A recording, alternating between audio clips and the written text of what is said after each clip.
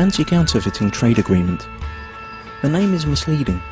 The original idea of ACTA is to internationally protect intellectual property. It's supposed to help prevent product and trademark counterfeiting, like fake copies of expensive goods, misusing trademarks, like using a well-known car brand on tampons, for example making General Motors tampons. It will safeguard research investments in development of products, e.g. medical patents or pharmaceutical products. It's also supposed to support artists and journalists and allow them to produce higher quality work and internationally harmonise copyright laws. Sounds great, doesn't it? But there's a twist.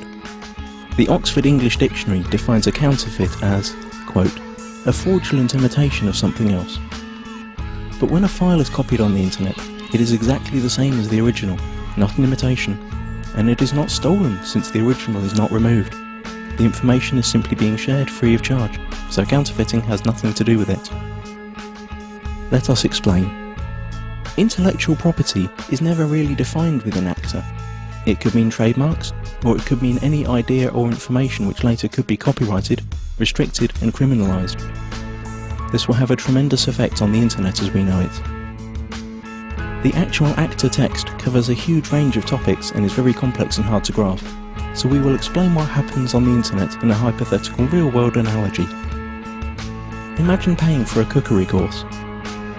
During this course you learn how to cook some really tasty fried chicken. Then you return home and teach the recipe to your wife. But here's the catch. According to ACTA, you are now both criminals since you shared that information for free when only you had paid to learn it.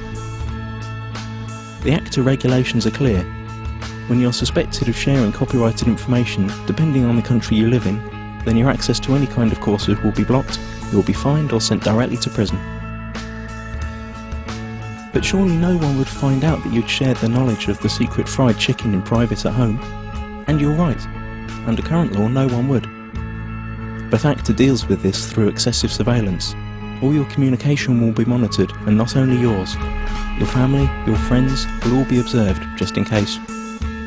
But you don't need privacy, civil rights or liberties, because you have nothing to hide, do you? Now that you know the principle, let's see how it will be applied on the internet when ACTA comes into effect. You can imagine your internet connection like a conveyor belt running in two directions. Along the conveyor belt, packets of data are coming in and going out of your computer. Under ACTA, ISPs, the company you pay for access to the internet, will be forced to open up and inspect every single data package you send or receive to look for copyrighted information. Send or receive copyrighted info several times and you could be disconnected from the internet or face criminal charges. That means if you send an MP3 to your friend through an instant messenger, upload a video of a party which played copyrighted music, or quote a copyrighted newspaper article in an email, you're gone. That's it. As if that wasn't enough, the information about the news article you sent via email will be sent to the publisher, and based on their claims you could be fined or sent to prison. ISPs will also be required to constantly check that no copyrighted material or links to copyrighted material are found anywhere on their servers. This will be fatal for sites that hold any kind of user-generated content, like music, pictures or video. How could YouTube or Twitter work under a law like that? So the internet as we know it is on the brink of destruction. But at least you'd think that the money from all these lawsuits would benefit creative people. But musicians, writers, movie makers, journalists, software developers and researchers also lose, because they are now held by the same rules. Protected ideas now can't be reused, refined or developed any further. Even parts of sentences could be protected and made restricted by copyright. The whole agreement only benefits a small part of the industry, the so-called content mafia. Media publishing companies like the RIAA and the MPAA, who have long tried to solve the internet problem that threatens their obsolete business model. ACTA is the result of their lobbying within the governments that participate in the negotiations.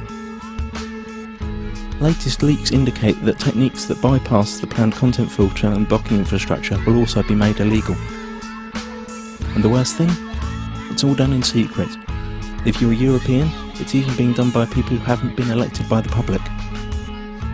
You've already seen where this is heading on YouTube. Videos are unavailable in certain geographical areas. This obsessive copy protection is also a great tool for information suppression. Once all the internet filters and blocking techniques are in place, virtually all information tagged as copyright could be suppressed. Maybe your critical blog or Twitter account, or the video you made about rigged elections and environmental catastrophes, or even the pictures of your kittens. Okay, maybe not your kittens.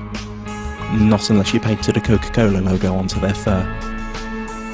This all sounds unbelievable for everyone who's had even a small glimpse of how the net works. But remember, those who work on the agreement might not have any clue what the internet is about. And once the treaty is signed, their rules will have to be implemented. The consequences we have to deal with are internet censorship, restricted freedom of speech, loss of net neutrality due to the restrictions of the use of certain protocols, total surveillance of all your online activities, loss of freedoms and restriction of civil rights, punishment like losing your internet access, and we will gain nothing. The time to act for the internet is now.